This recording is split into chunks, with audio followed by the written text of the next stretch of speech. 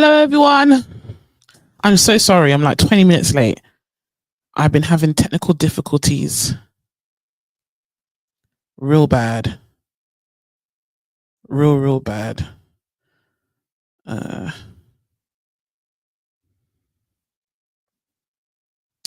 don't know if I'm late.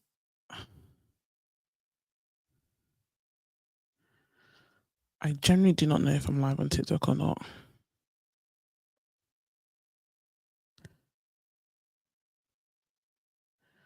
I don't think I am.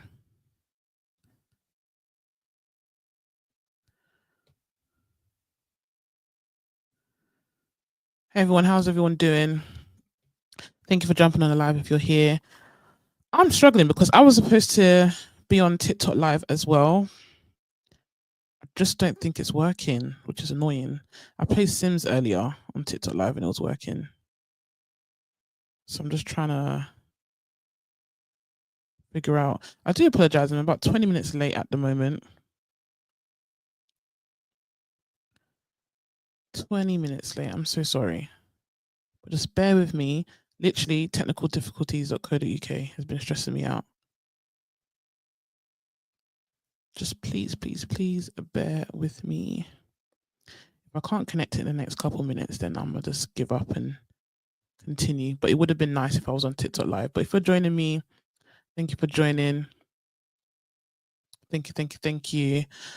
We're talking about another topic today. We're talking about Margaret Thatcher and her, what adjective should I use for her son? Her interesting son. Her son is very interesting, shall I say. And all her endeavors, and just going in depth on how they did their big one, basically.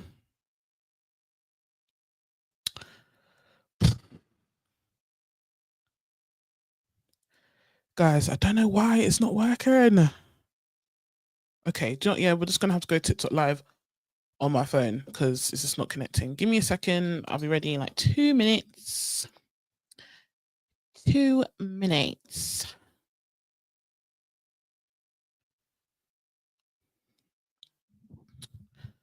All right.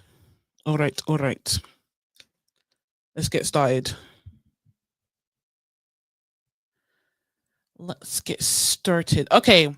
Welcome everyone to the live. I'm so sorry for the late start. I've had technical difficulties and I'm trying to make it more accessible, make the platform more accessible. I tried to, go on TikTok live in terms of like via my StreamYard account and it's just not working. So now I'm just streaming on yeah. Now I'm just streaming on StreamYard and TikTok. So yeah, we are live on Facebook, Twitch, YouTube, and now TikTok on my phone. So sorry, TikTok, you're going to get the regular phone audio, not the microphone, not the cool little setup. On today's live, we are talking about Margaret Thatcher and her silly son. Very silly son. For the chat, what do you guys know about Margaret Thatcher so far and her in office? What's our general opinions on her at the moment? If you're joining the live, welcome. Like the live before you go. We are welcome to In Her Opinion, where I talk about everything politics, and just social, troubles within the UK system, or not just UK, on a global scale, and what's affecting us to this day. I'm a newbie to this completely, so I'm learning as I'm going. So if you guys got any extra fun facts as I'm talking to add to the live, then do so. But yeah, we're talking about Margaret Thatcher and just her reign and how things kind of played out. Welcome to the live. If you're joining the live, make sure you like before you leave, or like if you're staying so we can get more people in here. Let's get some pictures up, shall we? Let's get some pictures up. If you're joining us through YouTube or Facebook or Twitch, you guys can see the images on the screen. If it's TikTok, obviously, sorry guys. But yeah, Margaret Thatcher. Let's get started.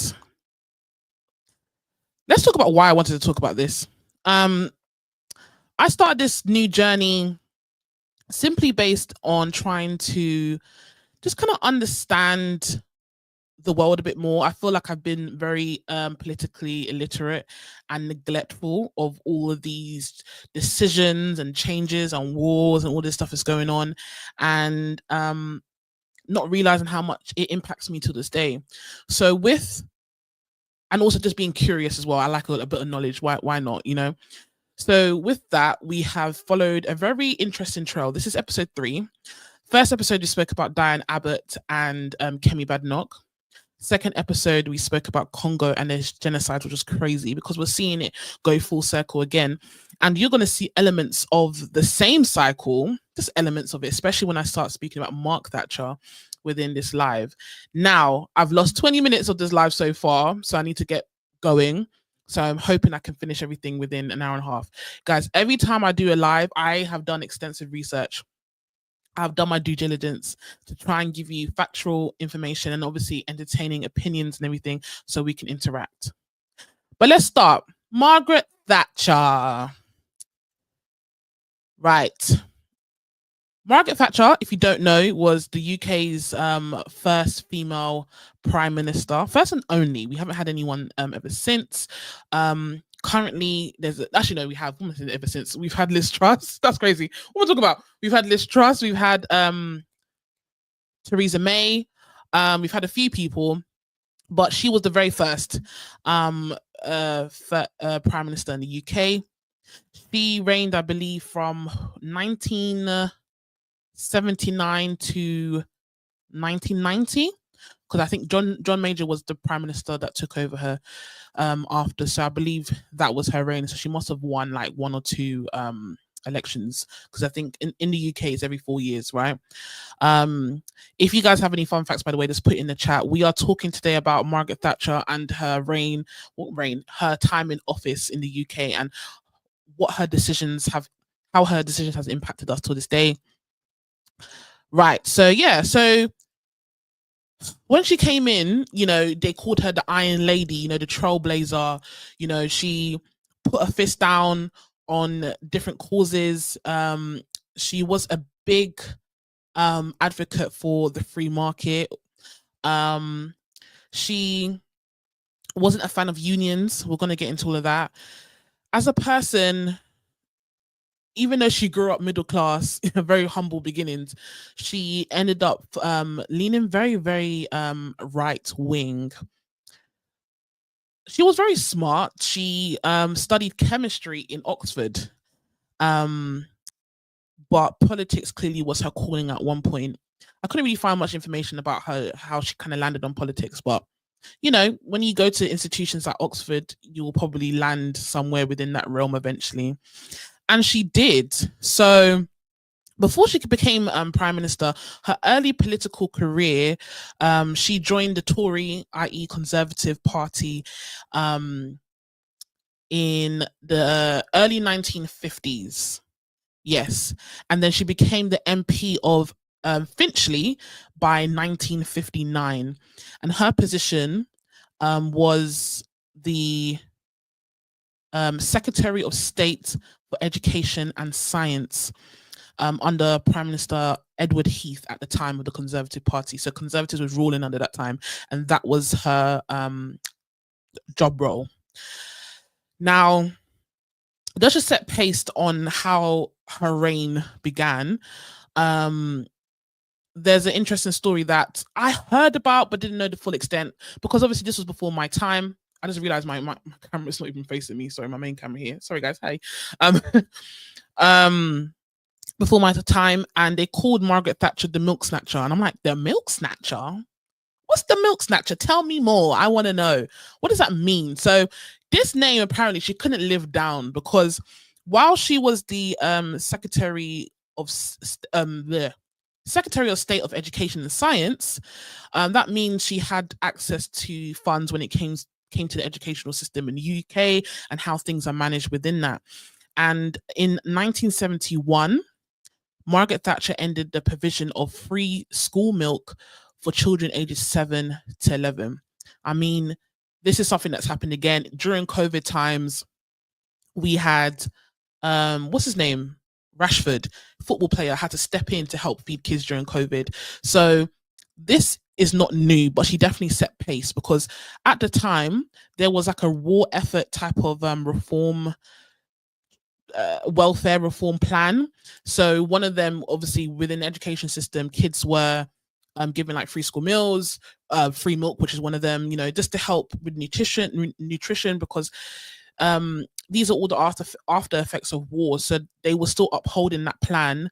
But when Margaret Thatcher, thank you for the likes, when Margaret Thatcher was in power, the first no when she was Secretary of Education, that position, before she became Prime Minister completely, the first thing she did was remove free milk. Now it sounds like, oh, milk, it's not. You can go to the shop and buy yourself milk. Like, that's not crazy. But it was because when removing that milk, there was a projected amount of £9 million saved from removing this cost of free milk. But I think the main thing is like, what happened to that 9 million? Like, was it reinvested? In a Conservative party, I think you're going to understand the pattern. Anything they take away from the public is never reinvested in the public. Just understand that formula. You will see it throughout history, and especially within that time. So if they saved 9 million, you'll think, oh, let's put it into something else. Most definitely not. There's no evidence in terms of where this 9 million went. It reduced. It didn't do anything really. They didn't do nothing with it. They didn't add it back to the school system, the education system. But it was part of the government's effort to reduce public spending. At the time, for a bit of context, it's not even a bit of context. The economy consistently in this UK has never been stable.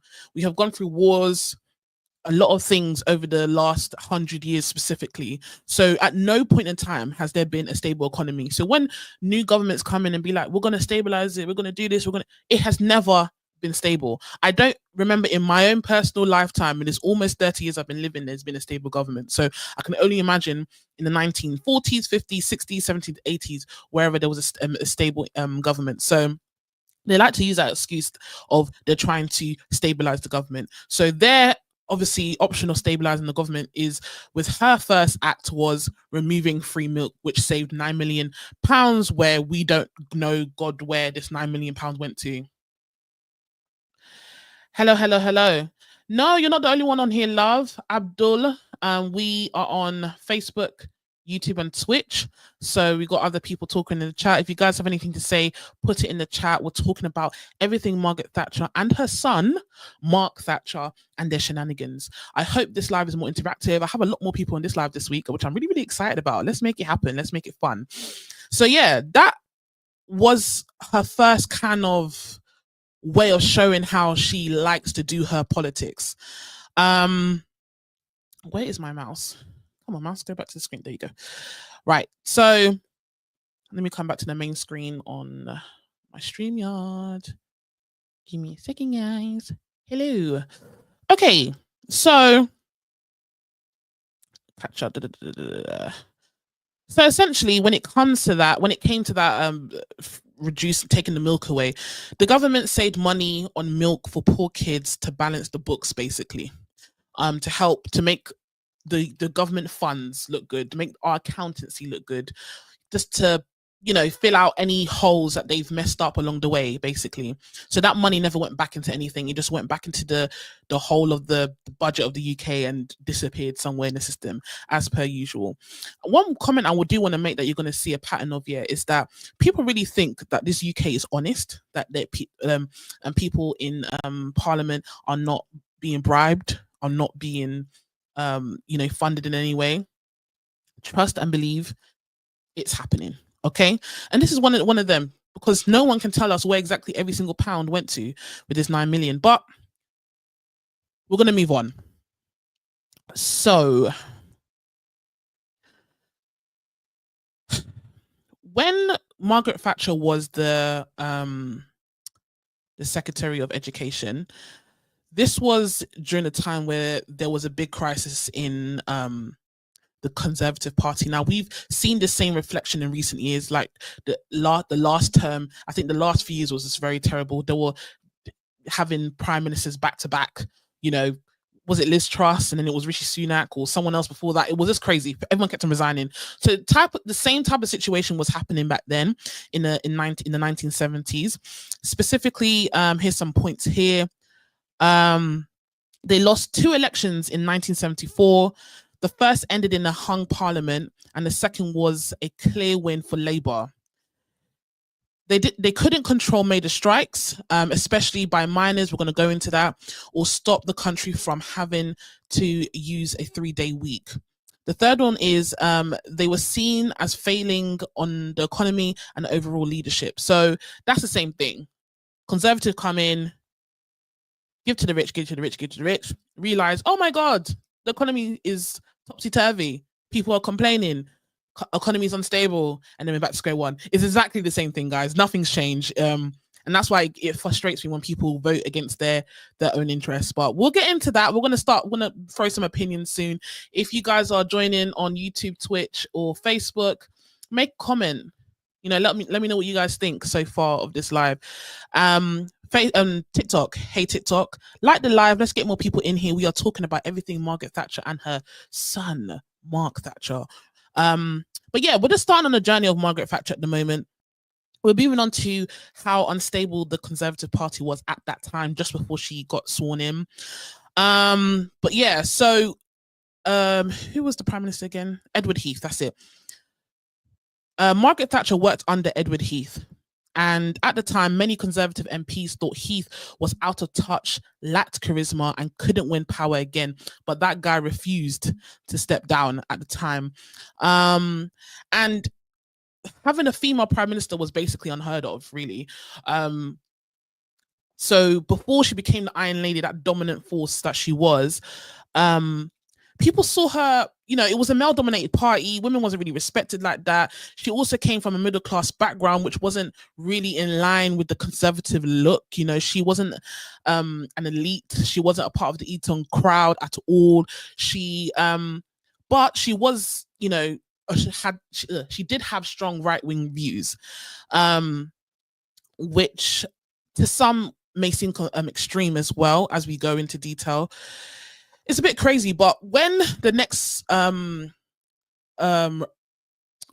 of prime ministers came about, when people were trying to find who they want to be the leader of Conservatives after Edward Heath, a fella called Keith Johnson was the candidate that people really wanted, was the favorite candidate at the time. And most likely he was going to be the head of the Conservative Party. But he messed up big time. Keith messed up. He made a speech in what year? 1974.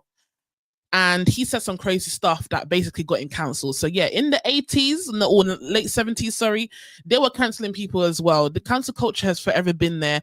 And yeah, the working class was not having it. So the first statement he made within that speech was, and I quote, "The welfare state is not an unmixed blessing." What does that mean? Because I didn't know what that means. So I had to really decipher it. Shout out to ChatGPT, does her big one every single time. Basically, this statement means he was saying that while welfare, government support, has good intention, it also has some negative effects. He believed that welfare could sometimes encourage independency and reduce people's motivation to work or improve their situation. Crazy work. Another statement he made was, "The process by which these people are prevented from contributing to our national life is in full operation." This means he was referring to social and economic factors that, in his view, stop certain groups, especially those from poorer backgrounds or with less education, from fully participating in society. So they're saying, like, yeah, like voting and contributing to the country positively. So he doesn't see people who are working class contributing to the British system positively, which is crazy work. But you can take our taxes very quickly, though, like that, just like that, which is very, very interesting. 2 more statements he made. He said, "A high rise in proportion of children are being born to mothers least fitted to bring children into this world. That is crazy. This was supposed to be the next prime minister. That is crazy. He also says the last statement is some are low intelligence, most of low educational attain. Basically, you're not smart enough. Like, he was just ridiculing the working class, saying that we're not fit enough for society and blah blah blah. So he was pushed out the ranks of being head of Conservative Party at the time, and then the next best thing was Margaret Thatcher, and that's how she got into the position that she was. Basically, a bit of backstory. Any questions about Margaret Thatcher and what I've said so far, and how she got in and her energy, and so far, and how she's left, how she started her political journey? It's a bit interesting, isn't it?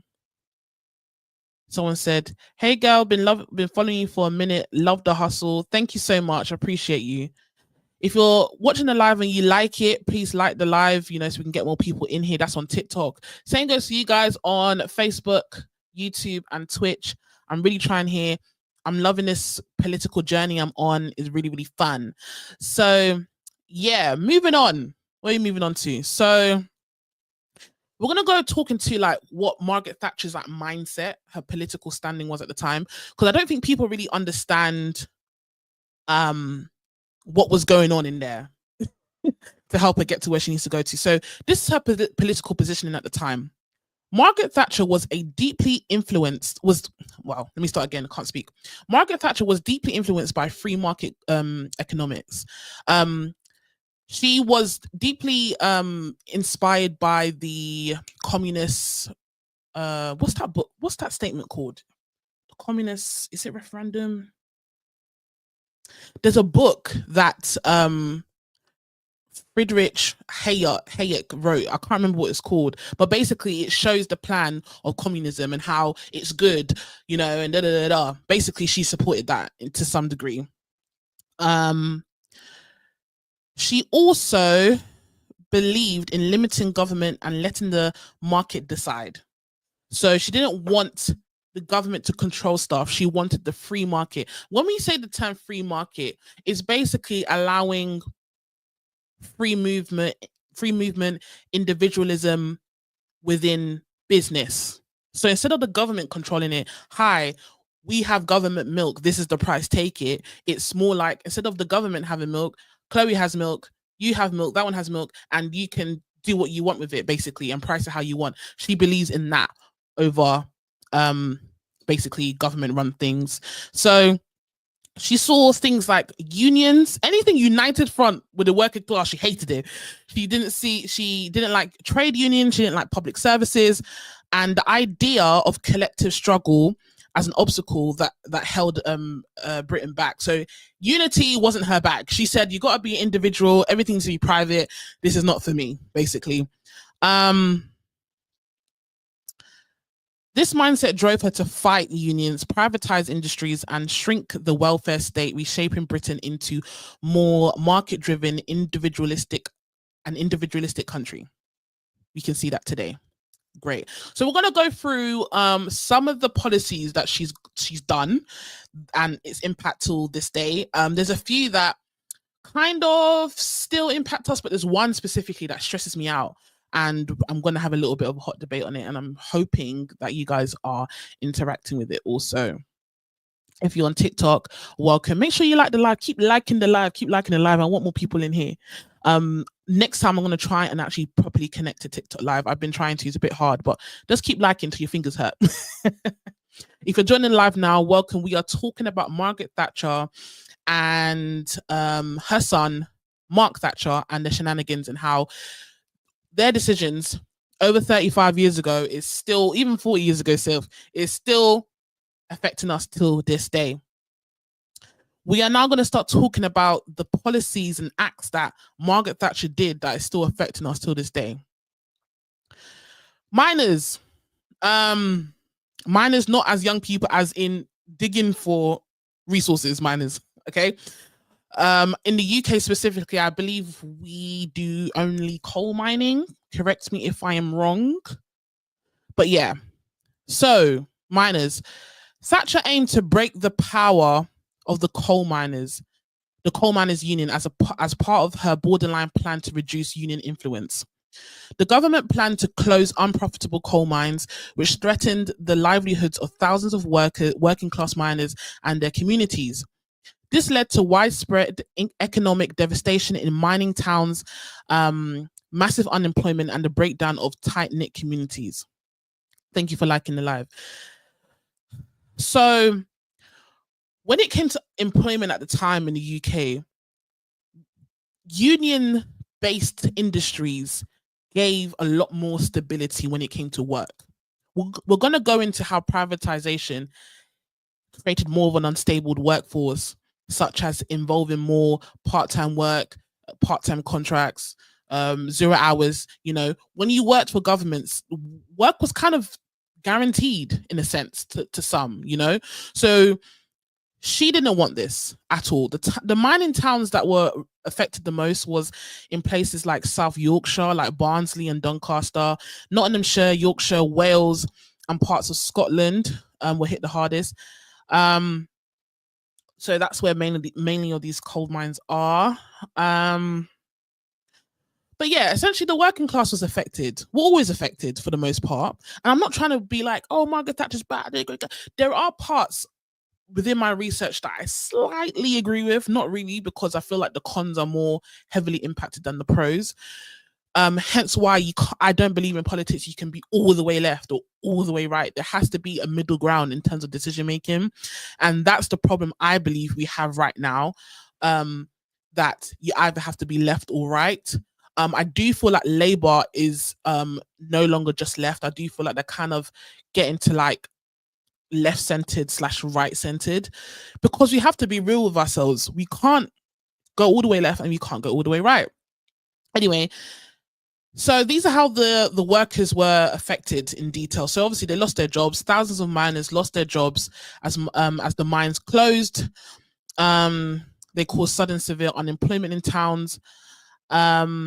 Obviously economic hardship. Without work, many families struggled to pay their bills, feeding their children and maintaining their homes. Local businesses are, also suffer because people had less money to spend. Of course, this is how recessions and stuff happens. When there's less supply, there's more demand, vice versa. So we're kind of in that same loop in our own type of nuance individual situation at the moment, because the job market right now is terrible. Terrible. But I digress. Also, there was community breakdown. So mining communities were very close knit, with generations working in mines. The strike and closures fractured these bonds. People were divided between those who continued working and those on strikes. So it was basically, when you're trying to privatize something like the mining industry in the UK, which was huge, by the way, absolutely huge. And a lot of people lost their jobs, but a couple people are holding on to their jobs. They don't want to go and fight against, you know, the government when they still hold on to that one job that they have. So just as communities, as individuals, they are really, really struggling to, how can I say, maintain their relationships as a community, because your neighbor might be like, well, we're fighting for this, you should come and fight with us. And they're like, I still got my job, I don't really want to stir the pot, I have to feed my family. So these are the type of things, decisions kind of break down, it funnels down, and this is what was happening, you know. There was violence and there was like a long-term decline as well. So yeah, she was just really, really heavily against unions. She believed in the free market. She believed union power was excessively, you know, strong, which is crazy. She just wasn't for the people as a whole, I think. What do we think so far? What do you think so far about Margaret Thatcher and her mining, what she did to the mining industry, basically just dismantling it completely? What do we think?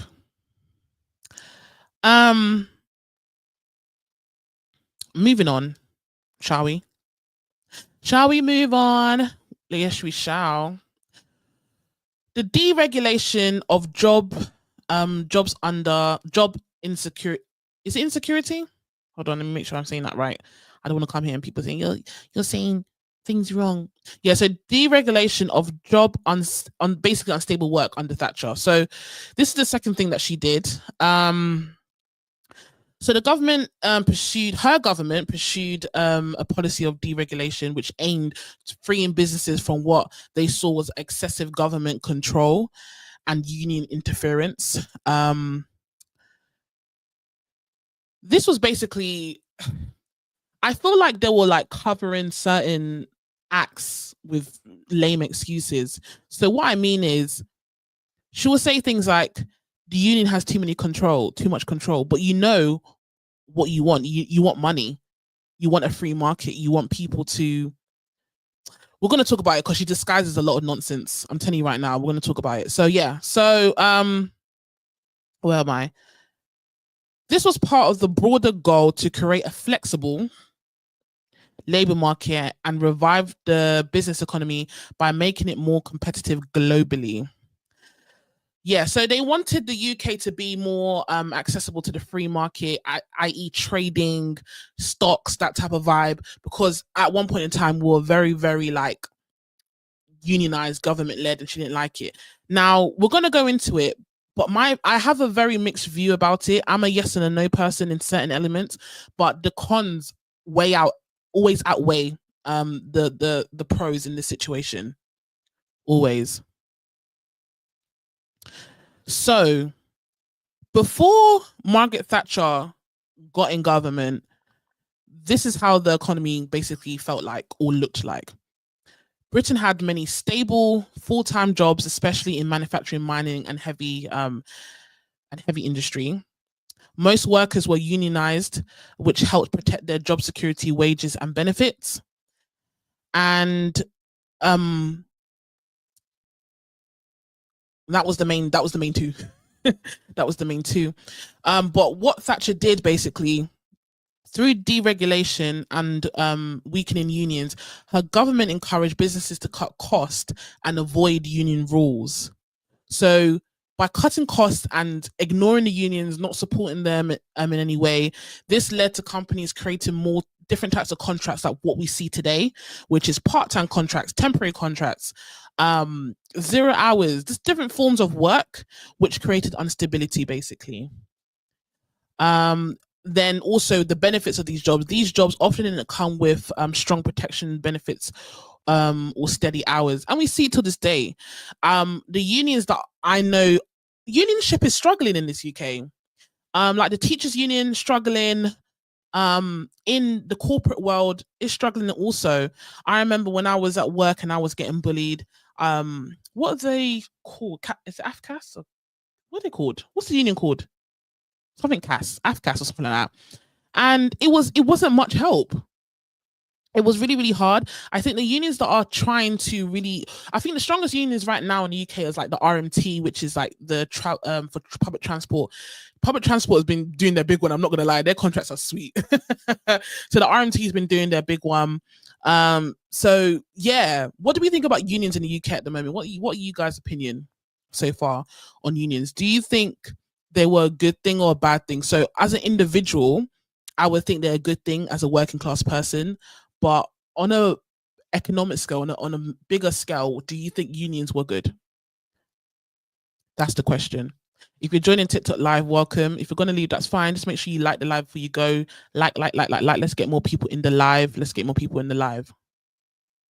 I'm currently live on YouTube, Facebook, and Twitch as well. So if you want to hear me on the mic and it being more official and stuff, head over there. My YouTube page is It's Chloe Alexandra, and you get a more professional feel.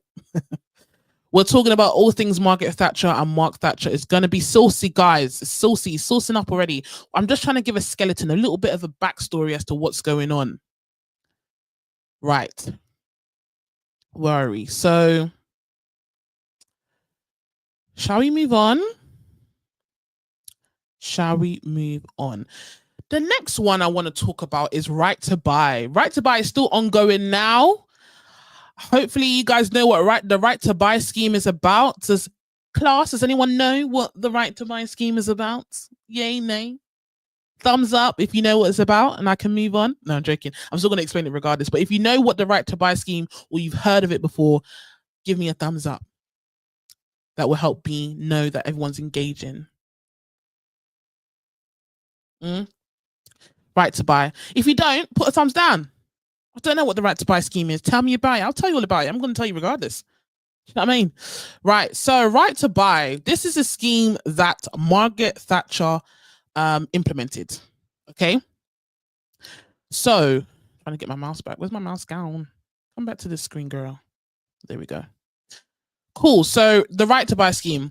It was introduced in 1980 under the Housing Act. Margaret Thatcher's right to buy scheme allowed council tenants, so people who are living in government housing, to buy their homes at a heavily discounted price, in some cases up to 60% off. Now, even within my family, as a working class person, we benefited from this. We purchased our council flat at the time because, you know, why not? The price reduced, we can now afford to buy the house. Sounds great, right? But don't worry, we're gonna keep moving. So for us to be able to invest in this is fantastic. People who couldn't imagine buying a house were suddenly able to buy a house, you know? So that's what Margaret Thatcher did. She introduced the Right to Buy Act. This was a flagship policy of Thatcher's government and symbolized a wider agenda, which is basically turning, well, in their words, turning Britain into a property owning democracy. This word democracy is used so lightly, and it stresses me out because there's no democracy in what I'm about to say next. And basically, it was there in surface level anyway. It was there to encourage individuals to have ownership, basically, over property. You know, who wouldn't want today, if you can afford a house because house prices are dropped by 60%, wouldn't you grab at it?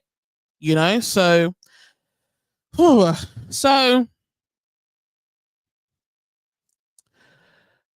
right. So Thatcher's pitch to the right to buy scheme was basically to empower the working class by giving them a stake in property ownership, break the grip of the state on people's lives.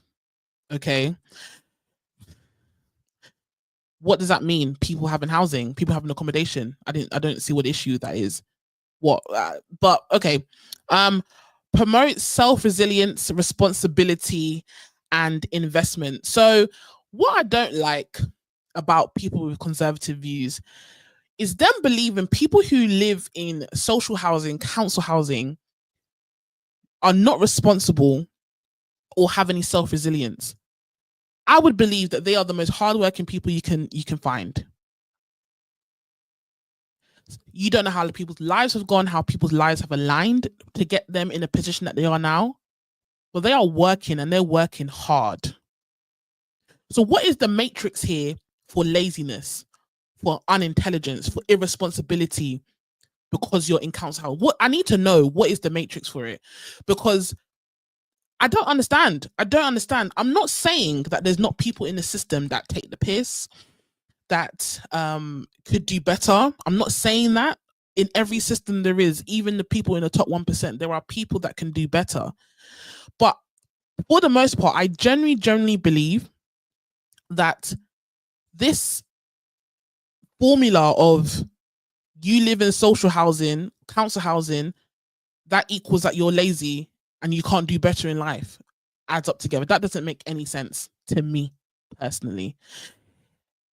Send me you guys' opinion. What do you guys think of this so far? Or the right to buy scheme? I'm nowhere near done about this right to buy scheme, by the way. We're only getting started. One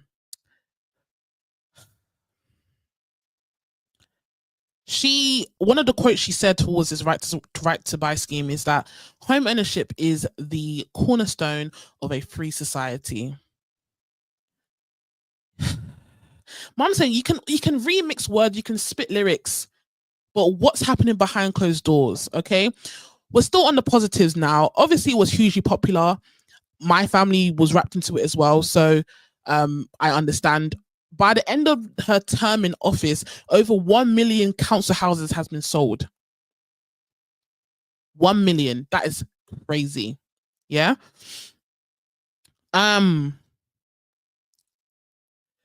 But if people are buying the houses from the council, you would think the profits being made is going back to the council to reinvest. That was the trick. That was the kicker. The money that people were paying for their council houses was not going back to the council to reinvest in the council house system. It was being privatized, right? That's what was happening, and that's what we're seeing till this day. Local councils were banned from using the money from house sales to build new homes. This meant that while large numbers of council houses were being sold, virtually none was being replaced. Over time, this led to a massive reduction in the stock of social housing. In 1980, there were around 6.5 million council houses in the UK. By the end of the mid-90s, that number has fallen to over 1.5 million. That is insane. Just for more statistics, in the late 70s, 42% of people were using council housing. Today, 16 to 17%. That is not a reflection of the economy. People think, oh, if there's more people using council houses, that means at the time people were poor and all they can afford is council housing. And now, because it's only 17%, that means that we're doing better. People can afford private. No, it's because there's no council housing. These numbers doesn't reflect a good or bad economy. No, it doesn't reflect a good economy, sorry. It's because there's no council housing, guys. That's why it's 70%, because everything's been privatized. They've been bought out. The money, the over 1 million houses until this date, no, by the end of the mid-90s, 1 million houses, only God knows how many since the 90s that she left till now has been sold. Now, I don't know what the government policy has been from when she left till now, if the council was able to use the money, but during her office, the council was banned in reinvesting in the council system. Don't you find that crazy? I find that absolutely wild. Wild. So when I see certain groups of people, you know, going to safe houses where there's asylum seekers, and they're like, they're stealing our jobs. They're getting housing. We're not getting housing. You are voting against your own interest. Just a quick Google will tell you what's up. It has nothing to do with them. It has nothing to do with their spending.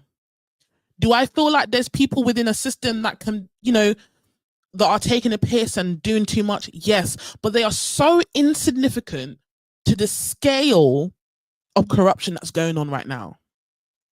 But I digress. If you've got any opinions, let me know. Drop it in the chat on Facebook, Twitch, or YouTube. If you're on TikTok here, you know, let me know what you think. We are talking about all things Margaret Thatcher and her son Mark Thatcher. We'll get onto that little tyrant later. But yeah, so this one really spun me. I'm not gonna lie, it spun me bad, because right now there's a lot of impact that this right to buy scheme has still to this day impacts us. So let's go through them. The long-term effects of the right to buy scheme. With fewer council homes available, a little,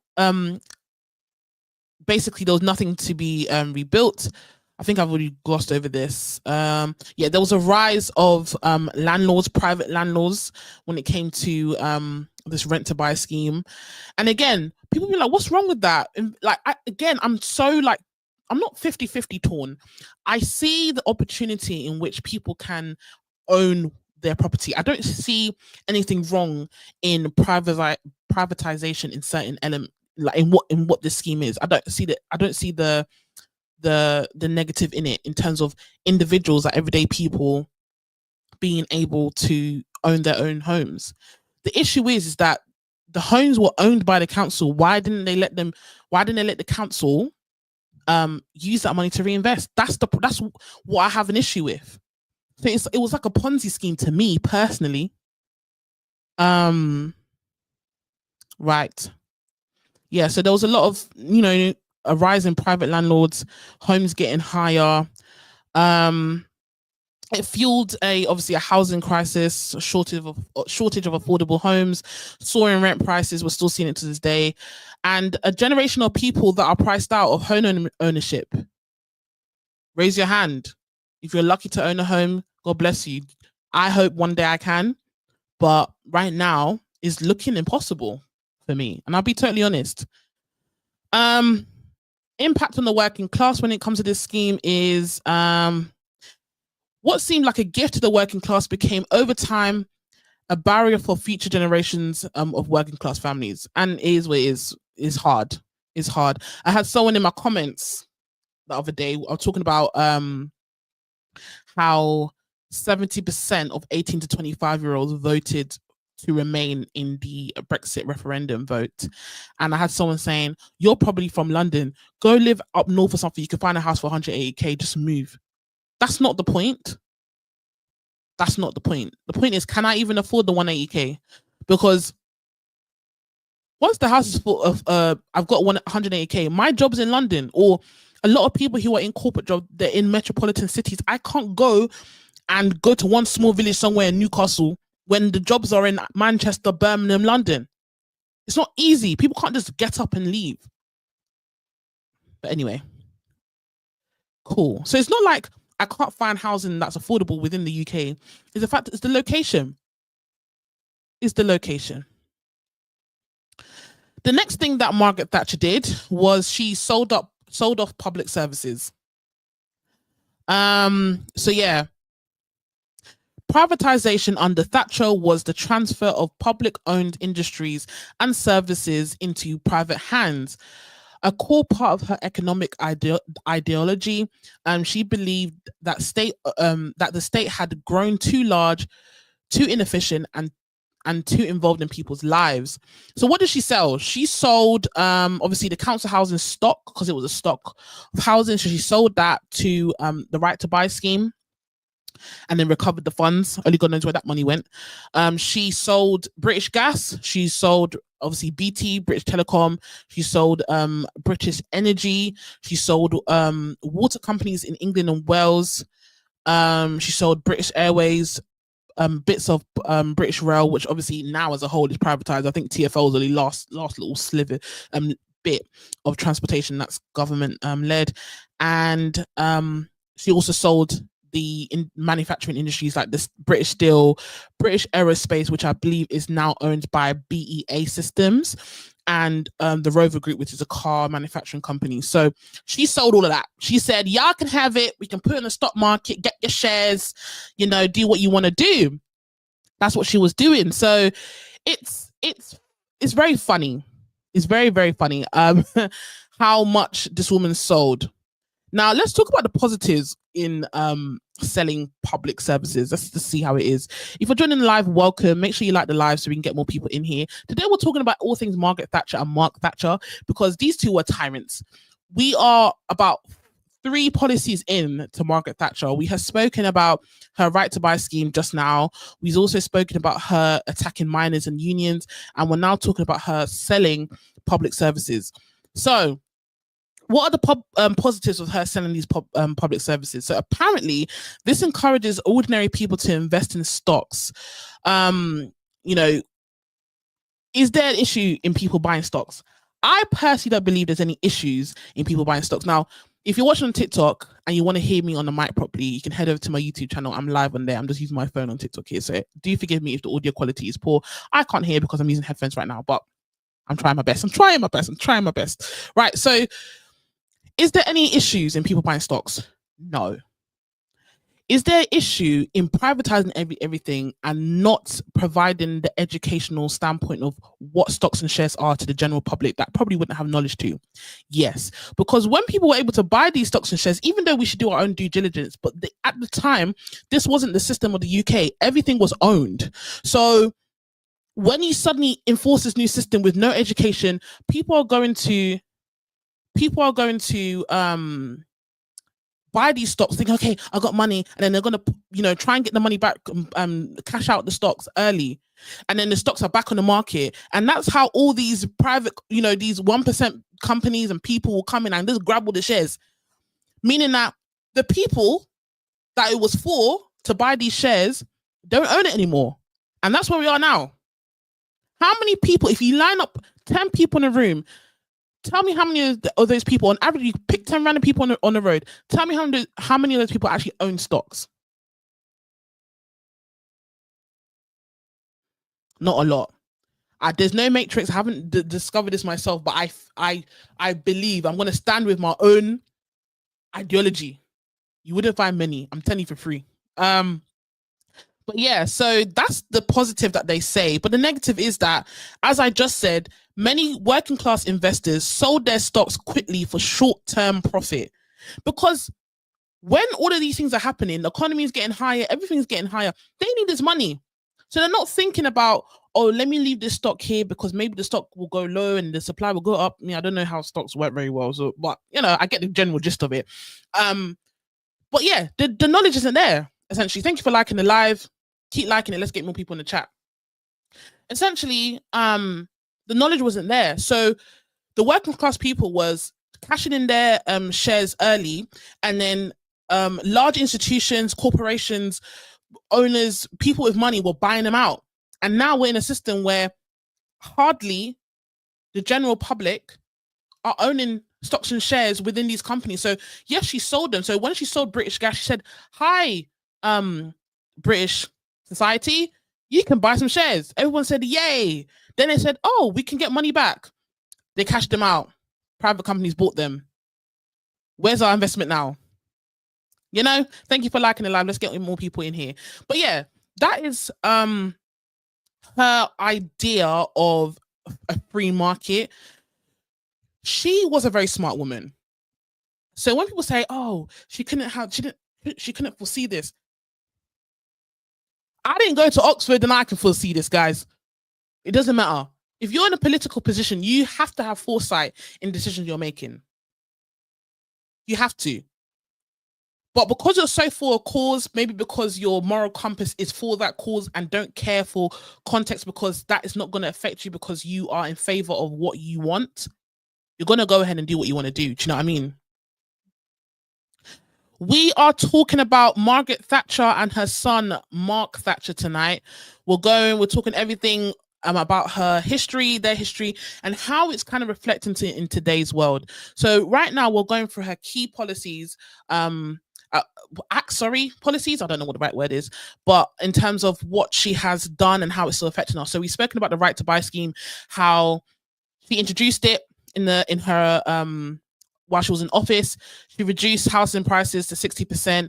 Everything seemed great to council house owners, but when people were buying these council houses, her government banned the council from taking that money and reinvesting it in the council system. Hence why we now, and it continued because we now do not have a large stock in council housing availability.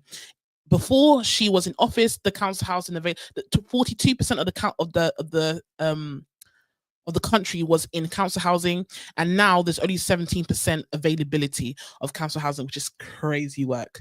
The whole 360. Moving on. So I think final thoughts about her. What are people's final thoughts about her selling public services at the moment? So, for example, water and gas and electric, well, they're all privatized companies now. We got E.ON, we've got British Gas, we've got all these heating and electric companies charging us an arm and a leg when things happen. I think the latest one we've had in recent years was when the Ukraine and Russian war happened and energy prices went up. And they're not coming down, by the way. So, they went up. For me, at the time, I remember my energy bill was about £92 a month. My energy bill was almost £200 a month. Even in the summer. Crazy work, guys. It's not a joke. It's not a joke.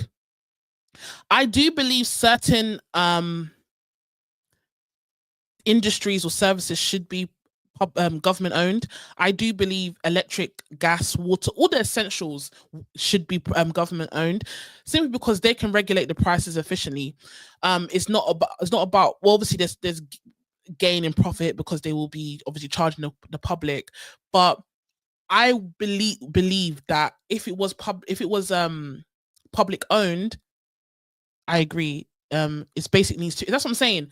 I believe if it was public owned, there'll be more regulation. Most likely, be a lot cheaper and more affordable. And there'll be more people to go through in terms of kind of checking off the list in raising these prices or decreasing these prices. So selling the UK's basic needs like water, gas, and electric is crazy. And when she sold these public services and added them to the stock market, essentially into the free market, let me say that, when she added them to the free market, one of the last effects of it was that till this day it widened the wealth gap drastically, as asset ownership became increasingly concentrated at the top.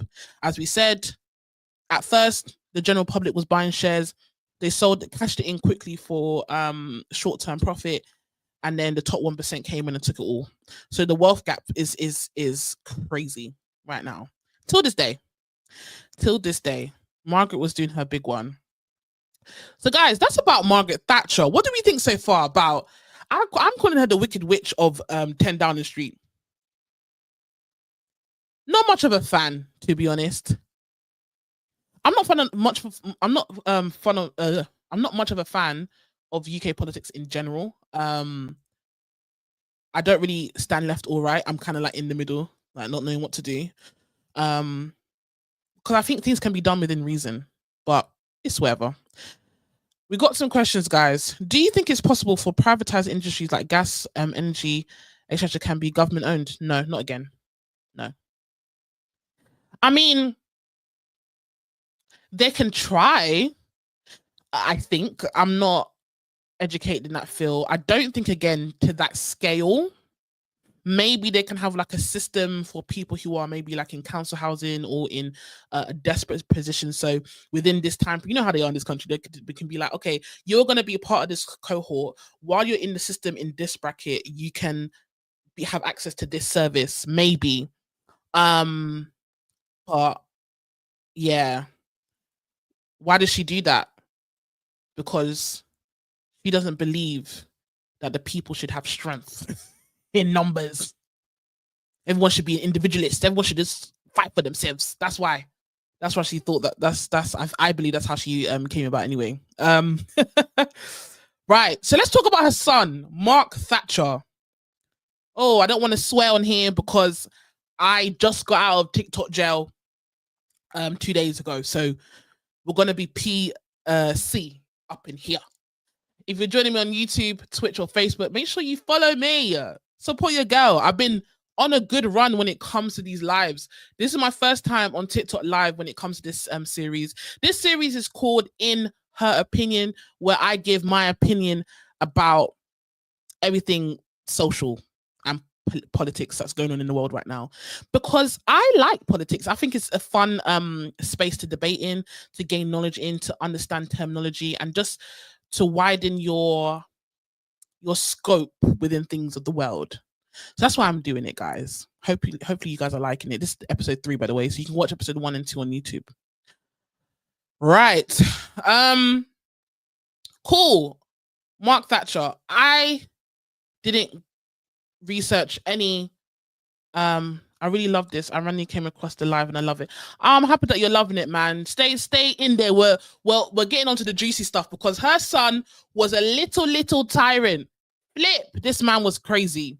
So his name was Mark Thatcher. I'm not going to give you a background story in here because it's irrelevant. I don't care when he was born. I don't give a heck about all his background and stuff. He was Margaret Thatcher's son, and he's a nepo baby. That's all we need to know. Moving on. Mark, what's it called? Mark Thatcher. So his first scandal was in 1982. He entered, I think there's a race in the Sahara Desert, basically, called the Paris-Dakar Rally. Don't know what that is. But basically, well, I don't know what that is, but I have it. But basically, you go on like a race across the Sahara Desert in, I believe, a car of your choosing. So yeah, so the Paris-Dakar rally, a notoriously dangerous and grueling off-road race through the Sahara Desert, popular among the wealthy elites with time, money, and expensive vehicles. You don't see a regular Joe doing this race. I don't understand why you would want to go on an off-road race in the Sahara Desert, because what I was thinking is what happened next to him. Mark got lost. Mark and his team got lost. They took a Peugeot 504 to do their race at the time. And Mark was a part of a three-man race in that car. The car broke down in the Sahara Desert in Algeria, and they became separated from the rest of the race for 6 days. They were completely missing with no clear sign of their location or safety. Obviously, as a mother, you're going to panic. Your son is in Africa somewhere in the desert. We found his car, but he's nowhere to be found. So obviously, Madame Margaret was stressed. Her son is, understandably so, as a mother. Let's keep it. She's a human being at the end of the day. But the response to him going missing was there was a full-scale international rescue mission in Algeria, and the Algerian military and British diplomats and the RAF, which is the Air Force, basically got involved. So this is British taxpayers' money that we are using to find your son. But when our children are missing and they're going missing in the River Thames, there's no investigation, no energy. Where is this money coming from? You don't have money to go and find your son? Now again, do I believe her son should have been found, which he was? Yes. Do I believe this much energy should have been used to find her son? I beg to differ. I definitely beg to differ. But I digress. Right. Let's talk about why obviously the British people were angry about the scale of the search for him. Even though there was 3 other people there, but the scale of the search was, at the time, Britain was in deep economic crisis. Obviously, unemployment was soaring, especially among the working class. Thousands of miners and stuff, they lost their jobs and everything. So everyone's just like, oh, we've got bigger problems. Even though they are human beings and they should be found, they thought that the search, the energy and the money that was put into the search was excessive. So the backlash that Margaret Thatcher got when her son went missing in the Sahara Desert was that the media mocked the whole situation. Tabloids ran with headlines like "Lost Thatcher Found," and the story became a PR disaster for Margaret Thatcher, painting her family as an entitled, reckless, and out of touch with the struggles of ordinary people. The aftermath of this situation was Mark was eventually found dehydrated and unharmed. He shrugged off the event and called it a minor incident. A minor incident? Millions was put in place to look for you, brother. Millions. God. Rich people, yeah, sometimes it's so out of touch, it's crazy. Go and touch some grass. What do you mean it was a minor incident? Which only added to public frustration later. We're gonna get into some more shady business that Mark got in, but this is an introduction to Mark. Mark is a daredevil, clearly, and I don't understand. Even though your mom's the Prime Minister of England, do you have to get into politics and weird stuff as well? Because we're gonna go into it. I don't understand what I'm about to say next. I don't understand how Mark got involved in all this, but he did. So let's go into, that was Mark's first scandal. So really being introduced to the British public, he got lost at a rich man race in the Sahara Desert. Yeah. So we are going to talk about an arms deal, the biggest arms deal in British history at the moment, called the Yamaha.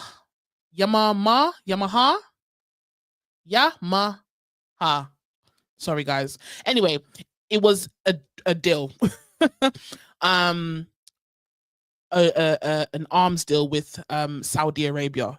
It's the biggest one that's ever happened in history, and we're going to go into it. It happened in 1983, so this is still within Thatcher's reign.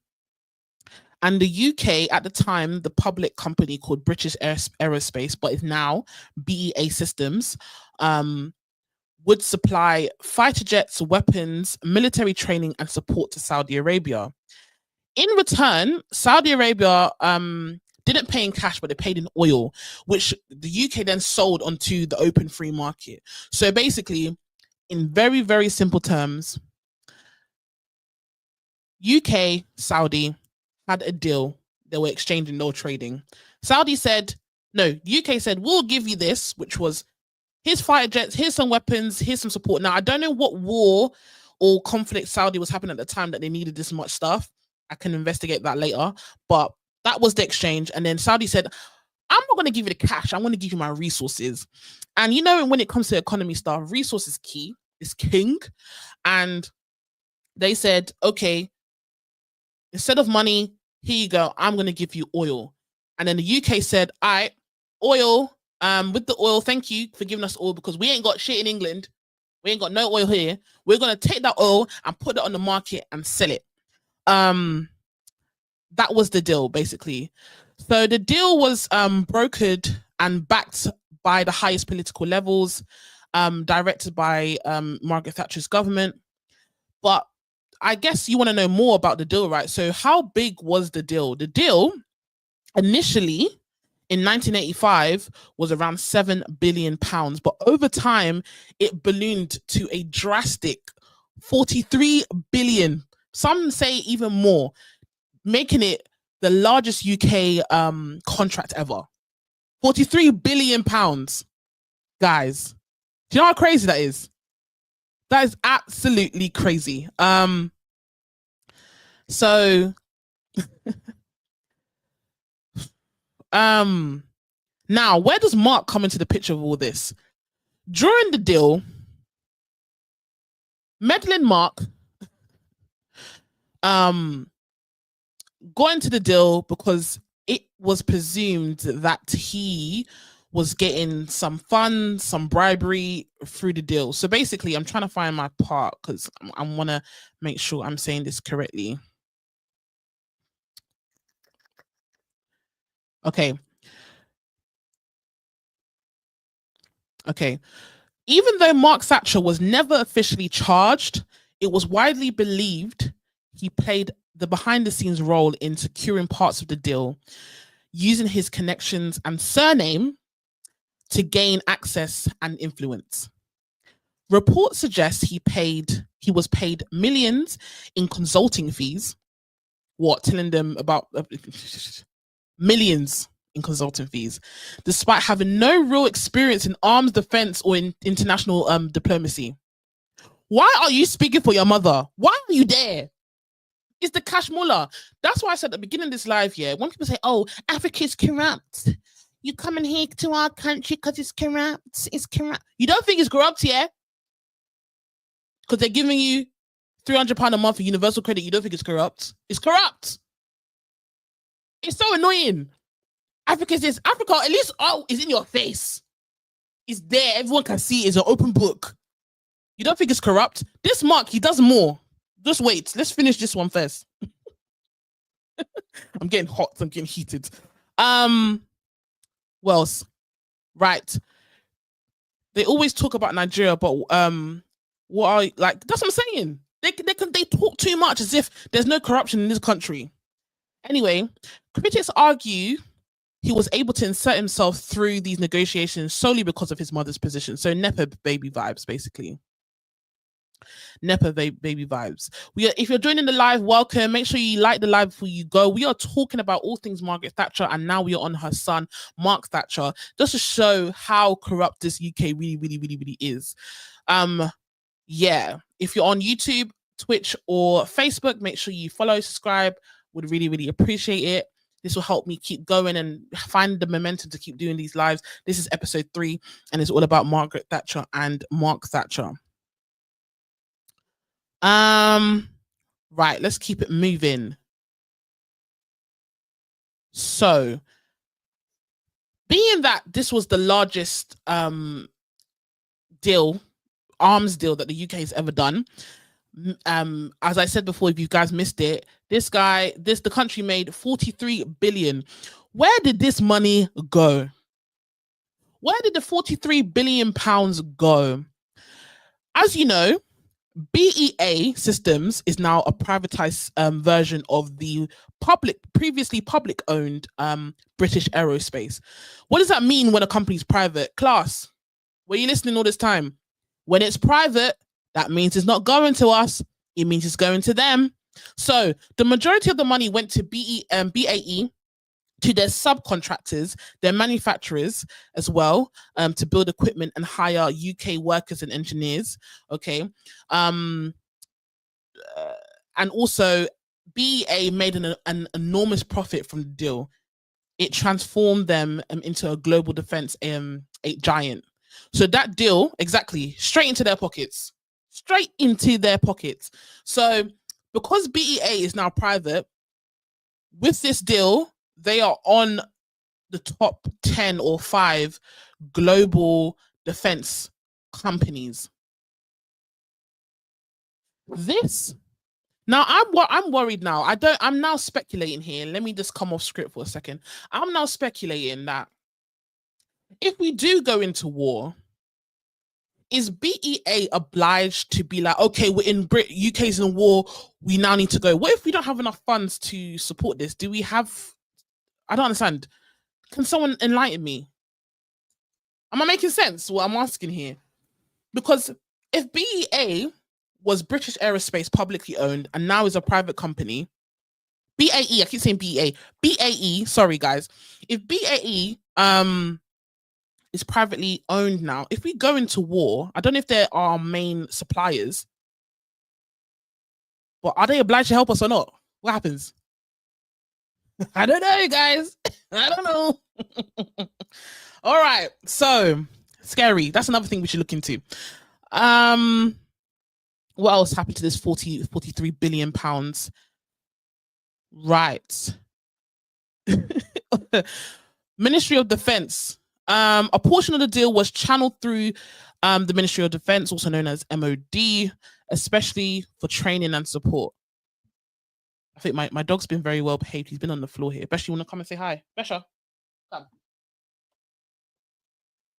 Come here. He's been very well behaved. He's now disturbing me now. He's making his appearance. Okay.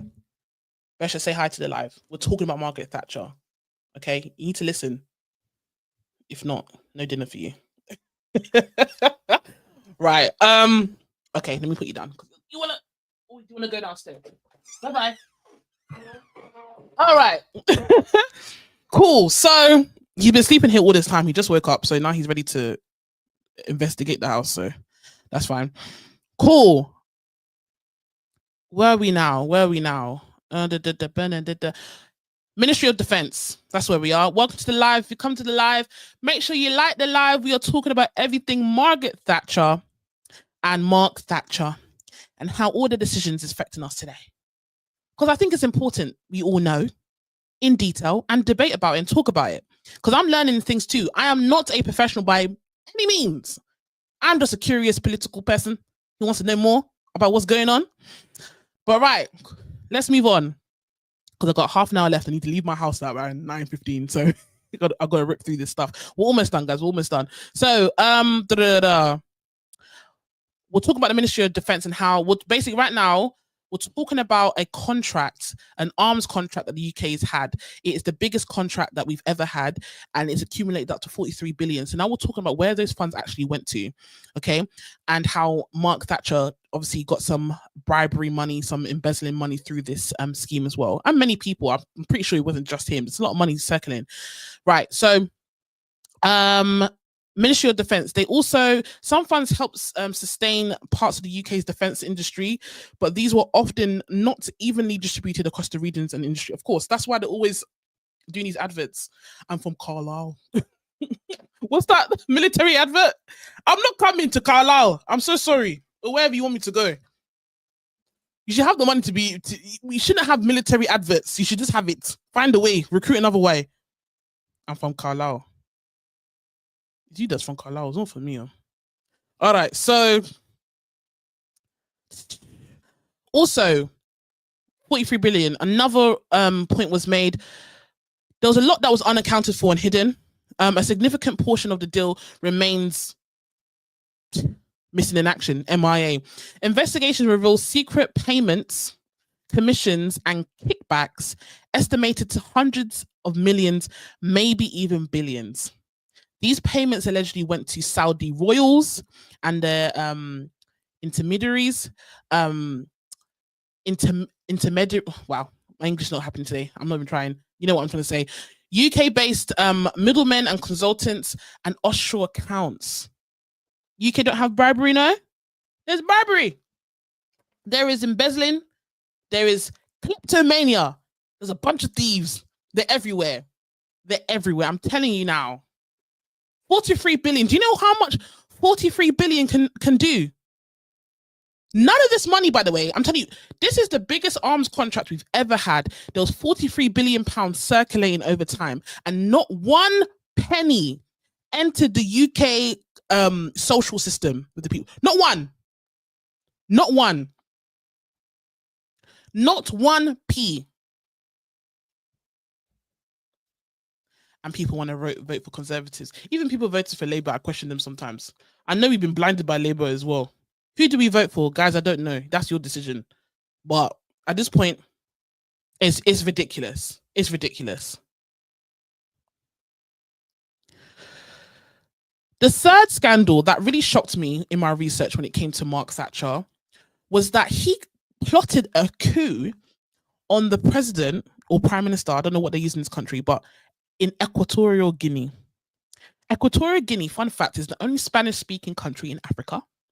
And yeah, we're gonna get into it. So in 2004, Mark Thatcher was arrested in South Africa after being linked to funding a failed coup attempt in Equatorial Guinea, a small but strategically important oil-rich country in West Africa. Mark invested about £275,000, claiming it was for a helicopter business. Okay. That's what they're covering it over. Okay, no problem. But the reality was far more sinister. The money was intended to finance a plot to overthrow the country's authoritarian president. I do not know how to say his name. Is it Teodoro? I don't know how to say his last name, but his first name is Teodoro. And replace him with a puppet leader. Now, we see this all the time. Last episode, we spoke about Congo. With the Congo situation, at the time, the threat was the Soviet Union against the US capitalist system. When Belgium gave Congo back and they were independent, current president at the time, Patrice Lumumba, just wanted Congo to be free. He wasn't you need to watch it. Just wanted the Congo to be free.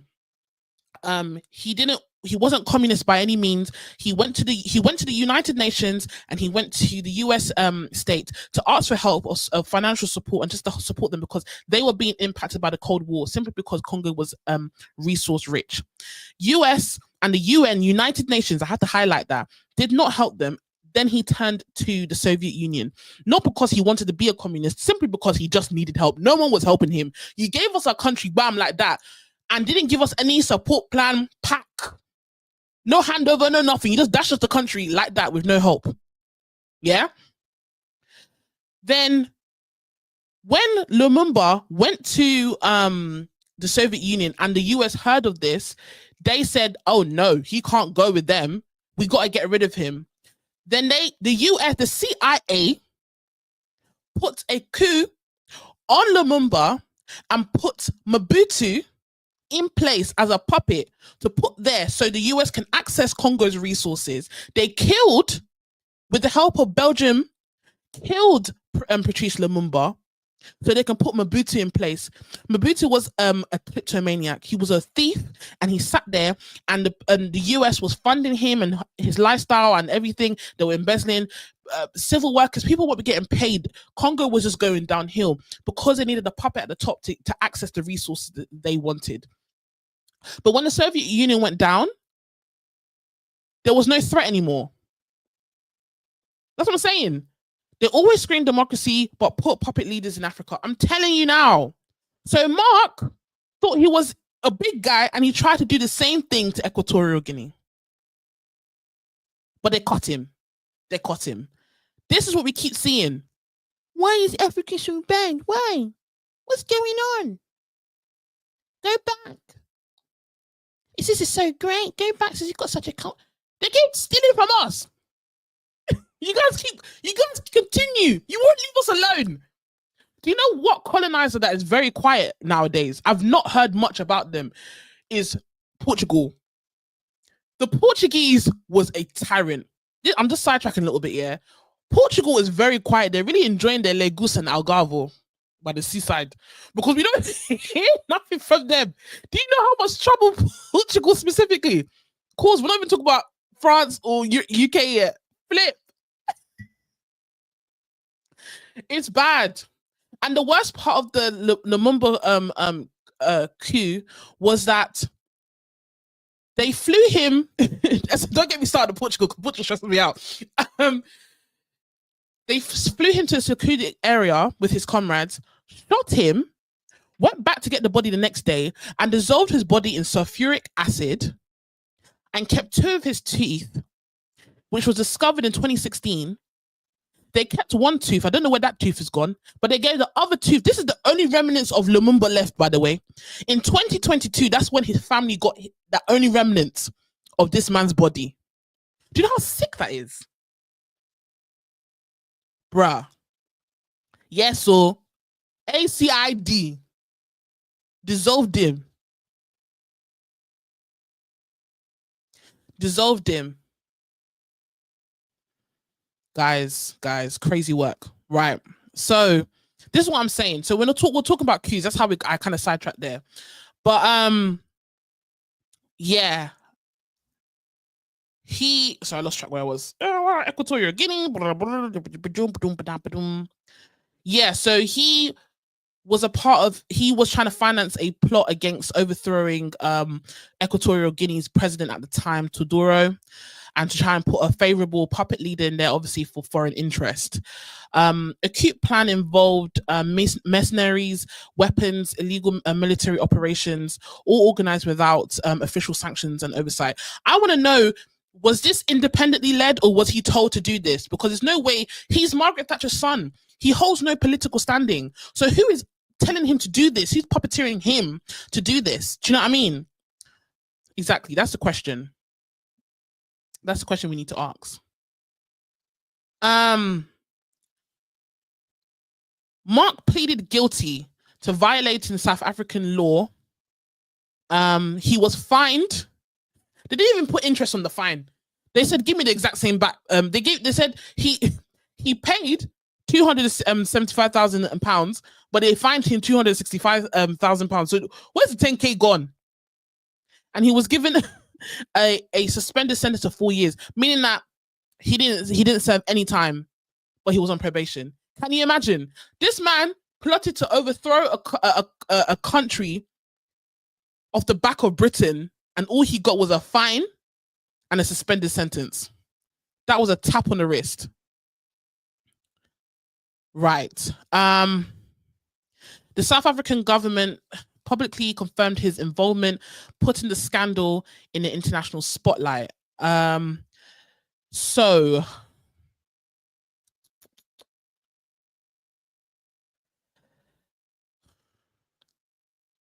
that's Mark Thatcher, guys. These are the three scandals. No, 2? 3. These are the 3 scandals he was in. He was he was lost in the desert, and even though there was so much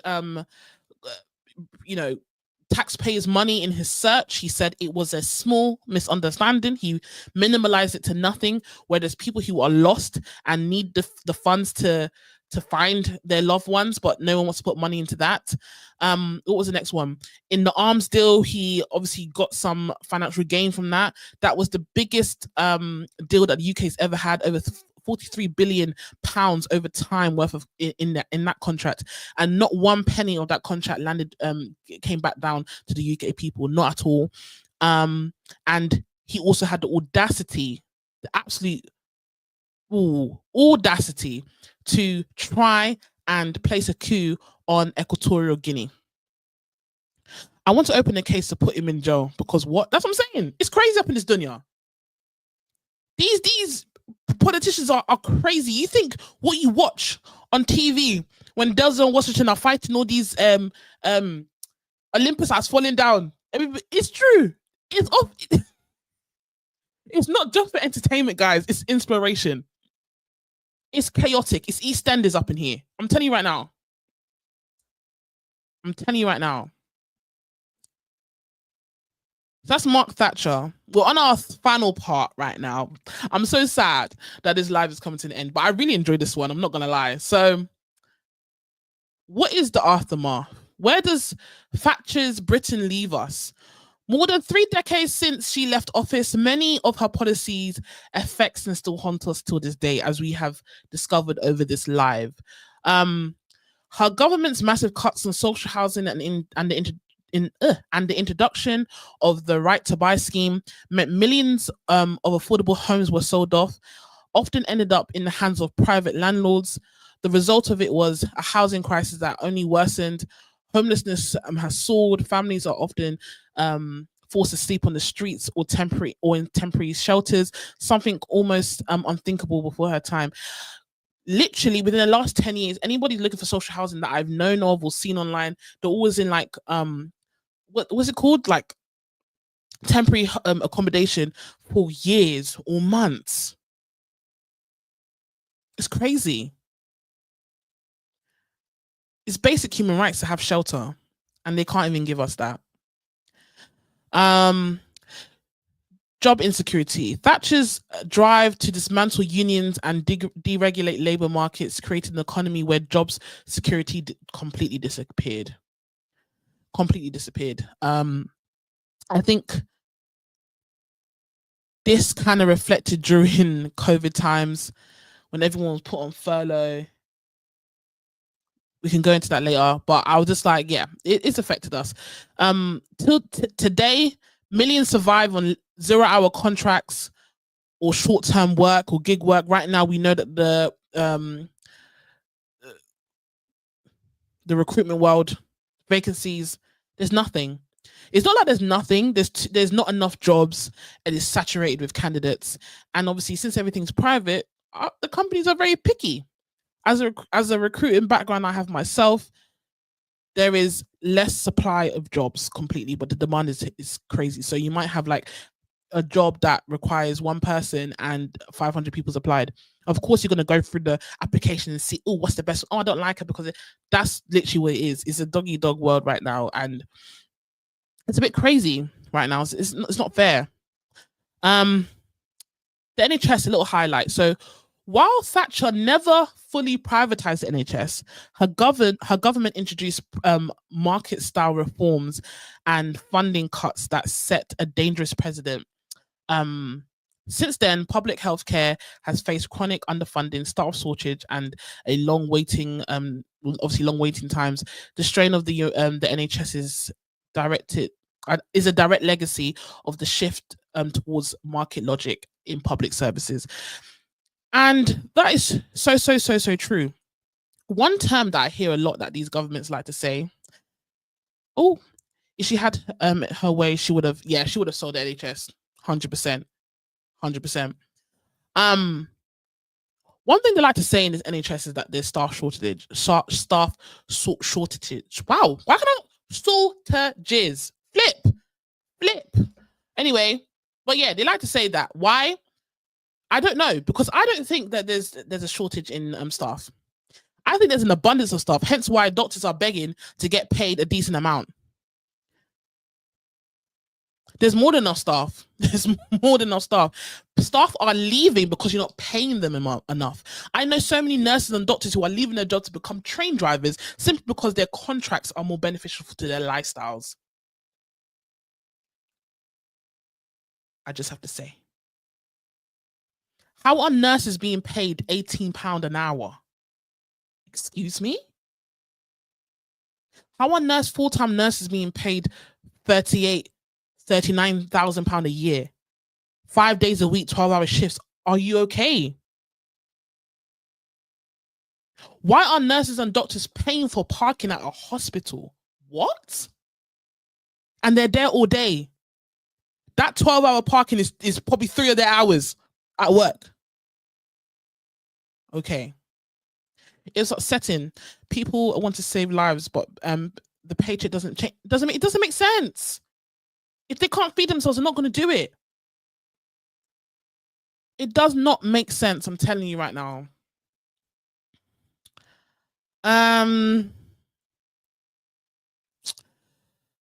So guys, we have come to the end of this Margaret Thatcher and Mark Thatcher episode.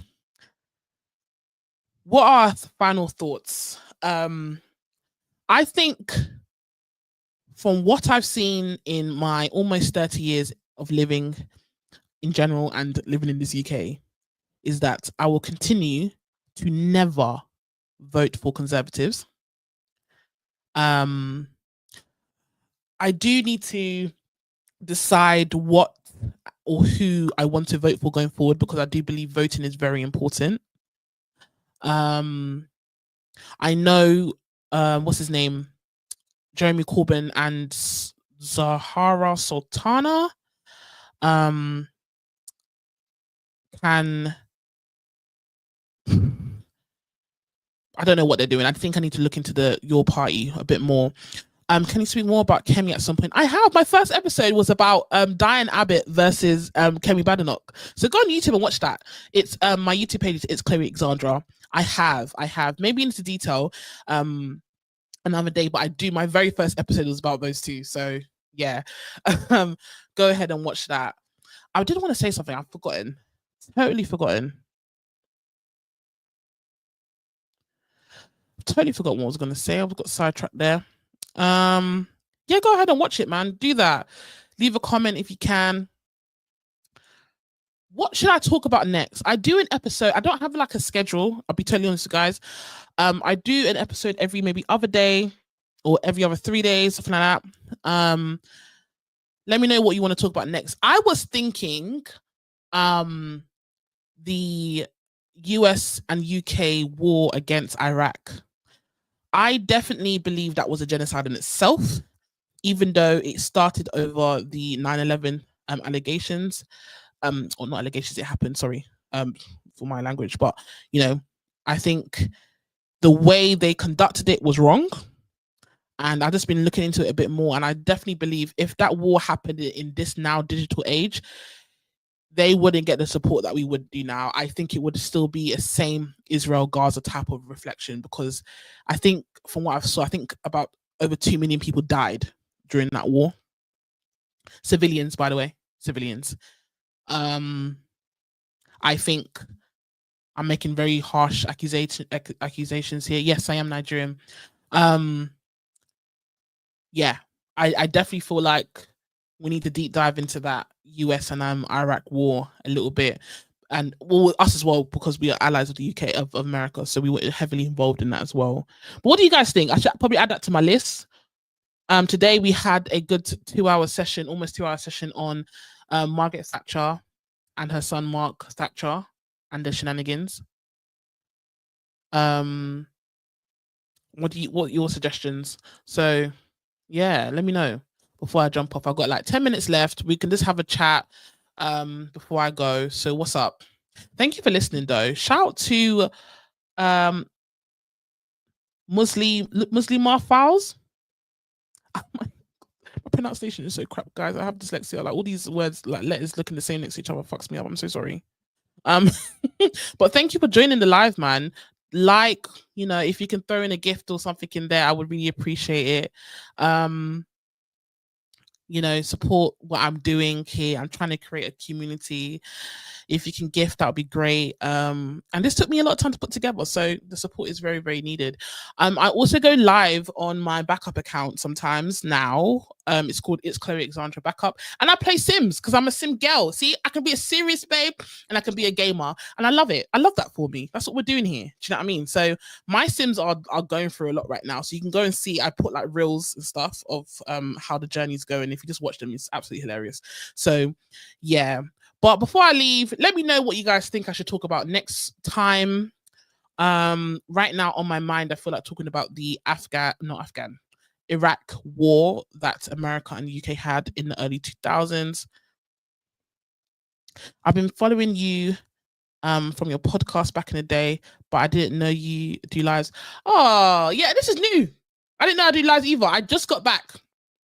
I just got back onto live. I was in jail for a week, and this new series happened within my probation period. Since when I was locked up, when I was banged up in TikTok jail, I was thinking, how do I want to come back? But yeah, credit crash 2008. Ooh, okay. I'm gonna put that in my notepad. I'll put that in my notepad. No problem. But I hope you guys like the live. I hope you have a good evening. Make sure you have something to eat, have some good grub. I do late night lives sometimes. Last night I was on live from about 2 a.m. to about 4. Why? Because I couldn't sleep and I was hungry. And this every Wednesday. There is no schedule. Right now I'm just doing it as and when. I'm so sorry. You have to follow me on TikTok. I would just say this. Follow me on TikTok and follow me on YouTube. Every time I go do this live, I usually put a schedule out so you can see on YouTube like a thumbnail at least a day or two before it goes live, telling you the day and time. Do you know what I mean? So you also, and I will 100% go live on that day. So far, I have been doing this every 2 days. It might slow down because currently I'm away from work at the moment. I'm back in the office, well, in the studio from tomorrow. So it might be every 2 or 3 days, but I want to keep consistent. At least every week, I want to do 1 or 2 a week. So we'll see how it goes. But follow me, you'll see when I'm live. And this is how my lives are. We talk about different things. If it's just me talking at the camera, we're talking about all sorts of topics. But all our conversations is basically just logic, fun, and gist, really. You know what I mean? Right. So next week, we have potentially talking about the Iraq war or the credit crash in 2008. Appreciate you. Take care, everyone, and I'll see you guys next time. Bye. And for YouTube and Facebook and everyone, thank you so much for watching. I really do appreciate you. Next time, let's be a bit more active on here. I really want to speak to you guys who are watching. Don't be shy. If you have any questions, let me know. As you can see on TikTok, it was very interactive. I will shout you guys out and we'll talk a bit more. But until next time, thank you all for watching and I'll see you guys in the next one. Hello.